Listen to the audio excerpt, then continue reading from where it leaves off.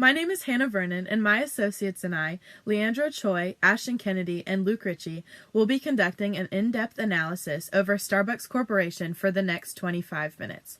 Our analysis will consist of 5 aspects, including history, internal audit, external audit, strategy formation, and strategy implementation. I will begin with a brief history over Starbucks Corporation. Starbucks was founded in 1971 in Seattle, Washington. The company has grown exponentially since its founding and now has current operations of 30,000 stores worldwide in over 19 countries. The current CEO is Kevin Johnson, and he has been in his CEO position since July of 2017. We will now move on to the internal audit section, which consists of management, marketing, financials and accounting, and management information systems, or MIS. I'll begin with the management system. Starbucks' current mission and vision statement is very brief and concise. The mission statement reads as follows: to inspire and nurture the human spirit, one person, one cup, and one neighborhood at a time.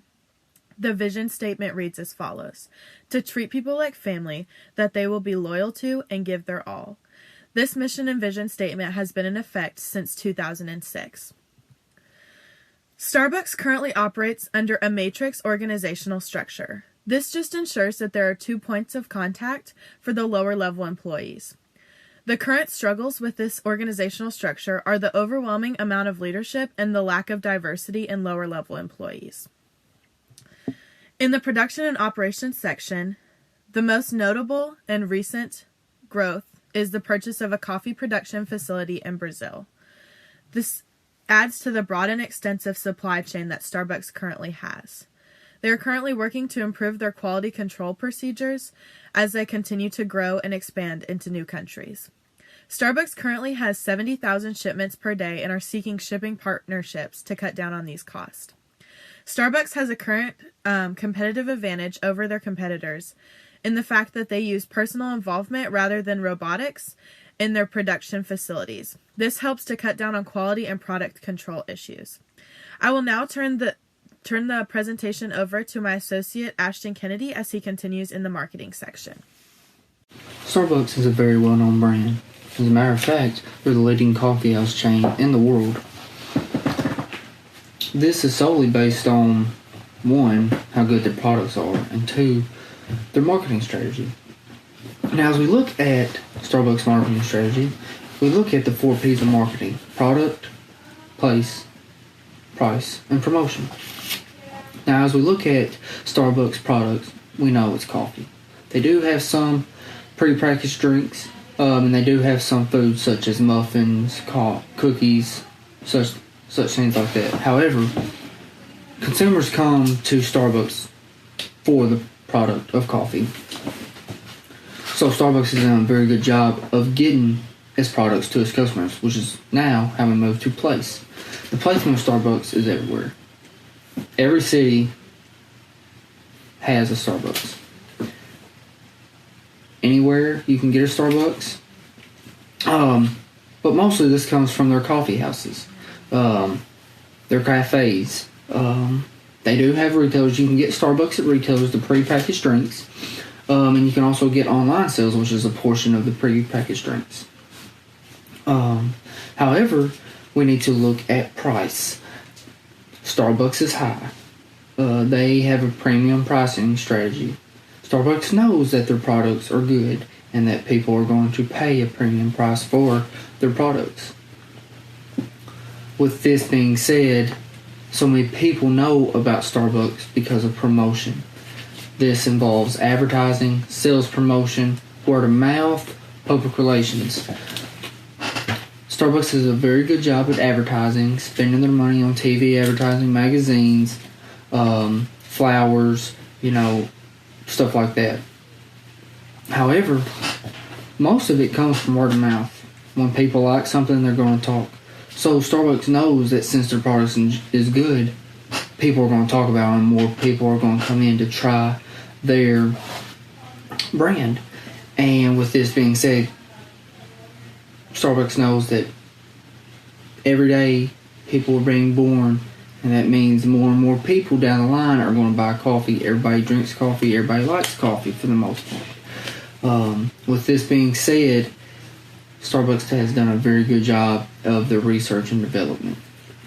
Now, as we look at this, Starbucks has two different factors or two different sides of their research and development. The research and development of their actual products and the research and development of their actual business. Now, as we look at the research and development of their products, they use their hub, as they call it, or their farm, their coffee farm, to try new things, to research new things and develop new things, see what works, and see how they can get better at making their products even more desirable for the consumers. Now, as I look at this from a business point of research and development, they look at, well, what do our consumers like? What do they want? How can we keep ahead of our competition? Starbucks does a very good job of seeing what Dunkin' Donuts does and McDonald's does, and they want to beat them at their own game. So, Dunkin' Donuts uses a cheaper brand of coffee bean. Well, Starbucks doesn't want to do that because we have a premium bean. However, we want to see how we can make our cost cheaper for that premium bean. And now I will turn it over to my colleague, Leandro. Thank you, Mr. Kennedy. Well, having a good financial performance is the key for the success of any company. And financials and accounting can be considered consequences of the other areas of the company, and they will help to determine the company's position on the industry. Starbucks had an interesting year of 2019, with a lot of ups and downs. But it's very important to understand the company's current situation so we can plan for the future. And a good way to do that is through financial ratios, which will help to summarize the company's financial information. But due to the lack of time, I decided to highlight 6 ratios which will approach multiple areas of the company. First, there is the current ratio, which will show the liquidity of the company. This ratio will measure the ability of the company to pay its current liabilities with its current assets. And a current ratio less than 1 would mean that the company is not capable to meet its short-term financial obligations. But Starbucks' current ratio was 2.19 for the year of 2018 and 0.92 for 2019.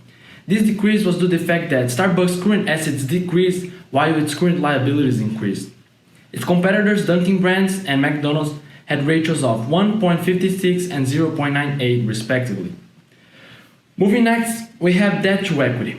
This ratio takes the total debt and divides it by the total equity in order to see how much of the company's capital are financed with debt.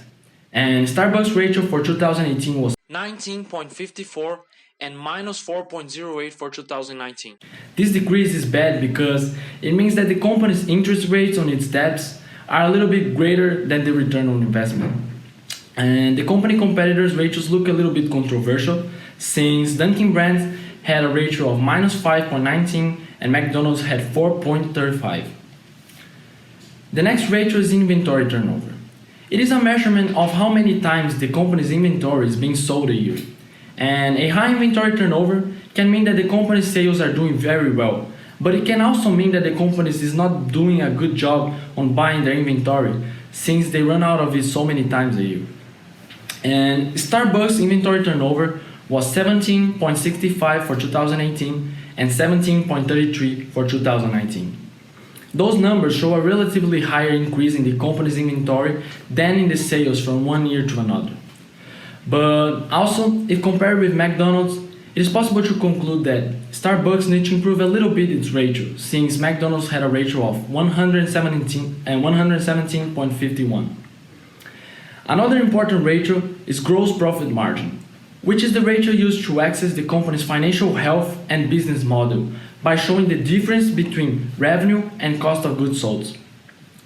It is often presented as a percentage of sales, and Starbucks' gross margin was of 67.92 for 2018 and 67.83 in 2019. Those are extremely good numbers, even if compared to the competitors. Well, Dunkin' Brands had a ratio of 89.19 in 2019 and McDonald's had 53.21. The last one is one of the most important ratios for the investors. It is return on equity. And that's important because it gives an idea of how much the shareholders are getting back from their investment. And Starbucks' ratio return on equity was 384.27 in 2018 and minus 57.76 in 2019. That means that Starbucks is not doing a good job on using the money which the shareholders invested. But this decrease is the result of the bad performance of the expansion investment that the company made last year on China. The company needs to improve a lot in order to prevent that potential investors invest their money on their competitors. Dunkin' Brands had a return on equity for 2019 of minus 41.48, and McDonald's had a return of minus 79.57. And having those informations is really important to have a way to secure them. That's why MIS is so important, and my partner, Luke Ritchie, will be following. Thank you. MIS, or Management Information System. These are systems companies use to make decisions, for the coordination, the control, to analyze data, and to collect data. These systems vary from company to company, but for Starbucks, they're pretty standard. Starbucks uses three major systems, one being the DSS, or the Decision Support System, which is the auxiliary decision makers use to collect data, using models and knowledge. It's on a semi-structured or unstructured decision-making computer application system. Starbucks uses a standard one called OLAP, which is the Online Analytical Processing System, which is a system that does large-scale data analysis and statistical analysis that is a reference to management decision-making. This system allows computer programming to analyze business data, and it presents it to the user that they can use it more easily and efficient to help guide their business decisions. So in simpler terms, this system, OLAP, is created by a company called Oracle, which generates monthly reports on which important decisions are based. And so OLAP for Starbucks allows the company to make the big business decisions more efficiently by collecting the data itself. They use another system called the TPS, or the Transaction Processing System. And this system is used to record, analyze, and process the transactions of the company, whether it be used in sales, the cost of goods sold, or how much wastage they're being used. The system allows the Starbucks to guide their wastage, how much they're wasting products, how much they're wasting in production, how much they're wasting in sales. It helps them to record the sales, the numbers that they need to meet. It helps how many they're far away from meeting. It helps them a lot in their transactions. Another important system that Starbucks uses is the IRS, or the CRMS, the Intelligence Restaurant System, or the Customer Relationship Management System. This system is to collect data from the paying customers, and it provides managers tools to run the business more successfully. They use two types of these systems. One is called the point of sale, and it is used to collect data based upon the store managers and shift supervisors. Another system they use is called the Manager Workstation, and its primary usage is to report and store all the store information to effectively manage the company. This is where they collect data from customers. They use this data from the customers to help guide more decisions based on the company. So they're going to send out surveys and reports to customers to fill out so they can get feedback, and so that they can use this feedback to help better the company. Thank you. The Competitive Profile Matrix, or CPM, is a useful tool that is used to compare the company and its competitors according to their common strengths and weaknesses. Firms often utilize this matrix to better understand the external environment and the forces that are brought into play. These forces are weighted and rated to better balance the comparison, and then are given a composite score, which is compared directly with the competitors. Starbucks' main competitors are McDonald's and Dunkin' Donuts. As you can see, we have listed 10 critical success factors that we believe all three companies need and use. One being employee strength, brand recognition, product quality, customer service, customer loyalty, market share, profit margin, marketing strength, environmental impact, and price competitiveness. We have weighted these scores based upon what we feel is more important. So for example, Starbucks relies heavy on the brand recognition to stick out against the competitors. This brand recognition has carried Starbucks successfully to the forefront position of the coffee industry. The main area Starbucks struggles is their price competitiveness. This can be framed as a strength, though, as Starbucks arguably uses the most high-quality ingredients out of all of their competitors. So like you can see, we have took in the weights, multiplied them by the rating to get a score.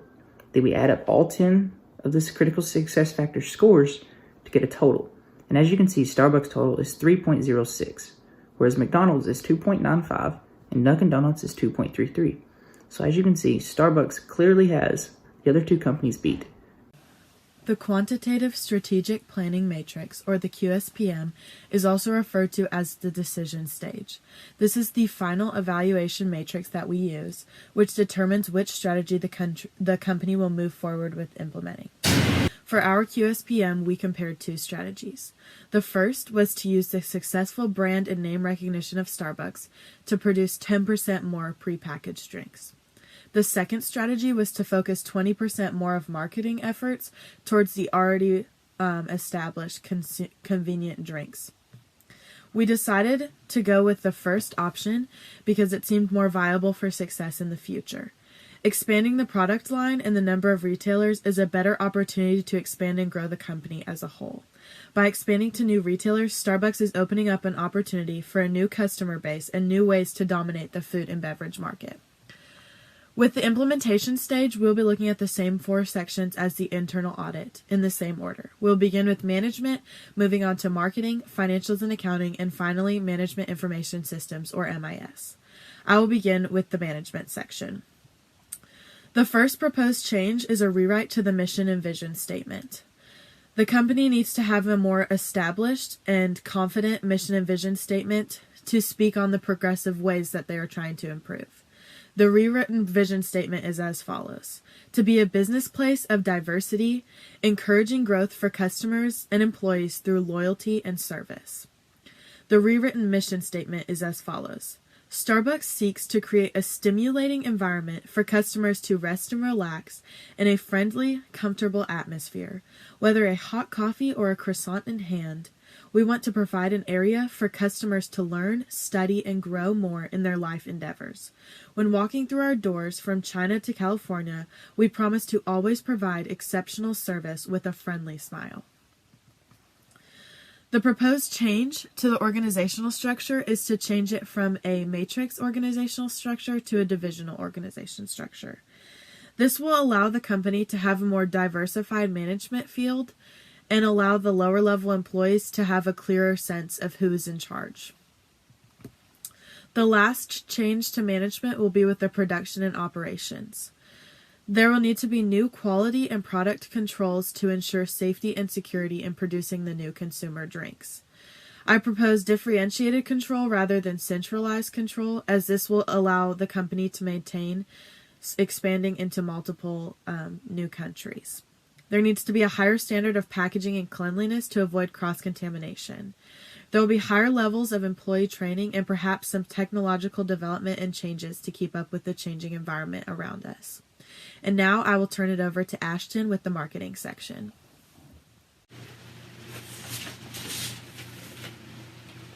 Now, as we look at the new implementation stage of our marketing strategy, well, we still need to go back to the 4 P's of marketing: product, place, price, promotion.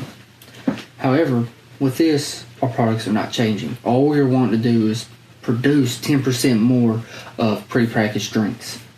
We want to get 10% more of our prepackaged drinks out there to our consumers, and hopefully 10% more sales will come in. Also, place. Now, this is a big one for us.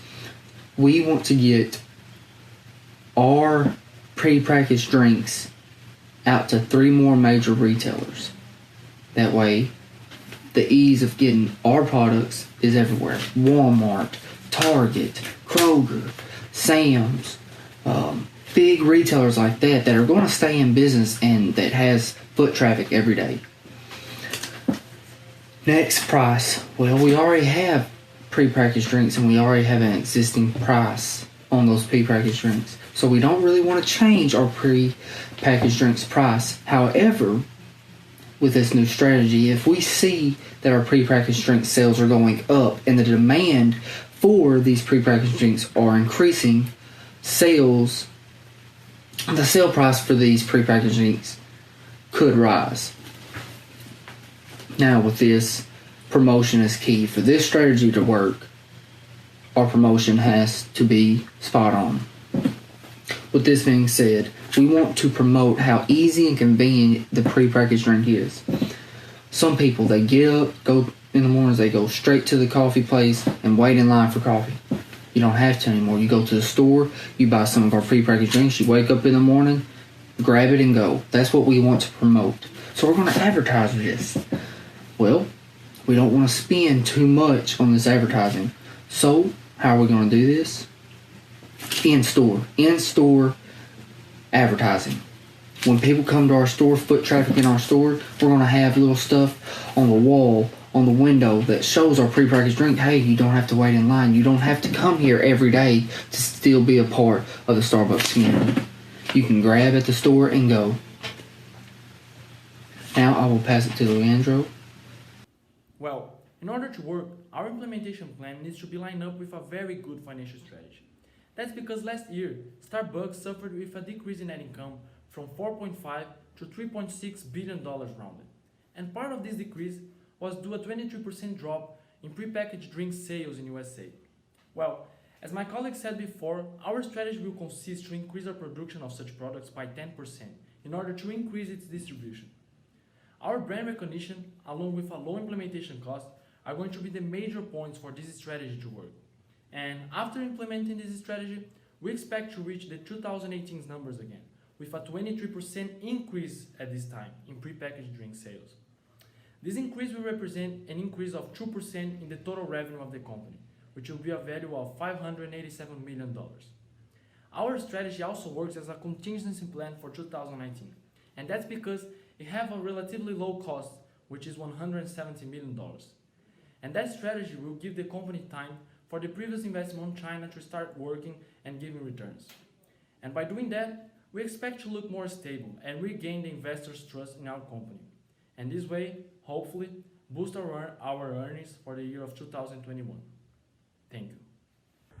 Thank you. So some of the changes that we need to make in MIS are then the DSS system, the decision support system. We need to allow OLAP to be accessible to all of the retailers. So we've decided on 3 major retailers. This needs to be accessible to all 3 so that they can use the data that is in the OLAP system to kind of help to support the decisions that are going to be made for each retailer. There also needs to be a little bit more security with the Oracle. Oracle is not a complete secure, as Oracle has all of the information stored. So if Oracle gets hacked into or information is stolen from, it's kind of hard to get back because it's only stored with Oracle. They need a little bit, maybe a third-party security site. The TPS, or the transaction processing system, we need to change what we record. Maybe instead of recording just the sales of coffee, we could store these sales numbers that are being distributed through 3 retailers. As of right now, we're only recording the sales that we're selling. We're not recording the individual retailer's sales. So if we decide to go with this route and these 3 retailers decide to sell our product, we need to make sure that each company, each retailer is selling a good enough number. So I think then that would be a good change. This would also allow the company to keep better tabs on how successful each retailer is doing. You know, if this retailer is doing really well and this one isn't, we can maybe decide how they're doing it based on these numbers, and we can use them to help better this company. The biggest change that we need in MIS is in our CMS and IRS, which would be opening a point-of-sale system to each of the retailers, allowing them to use the information needed to properly display the products to the most efficient sales, meaning this system would allow us to get feedback from the customers from all 3 retailers to decide how the decision that they bought this product, how they did it.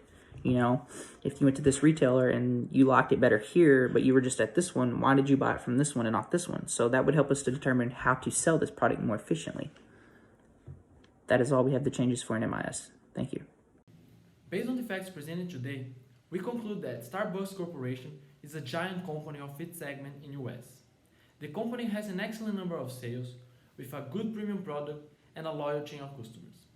However, it is important to say that the company also had bad performance in some areas, which resulted in the decrease of its net income. The major reason for the company losses was the slow rate of return of the previous investment in China.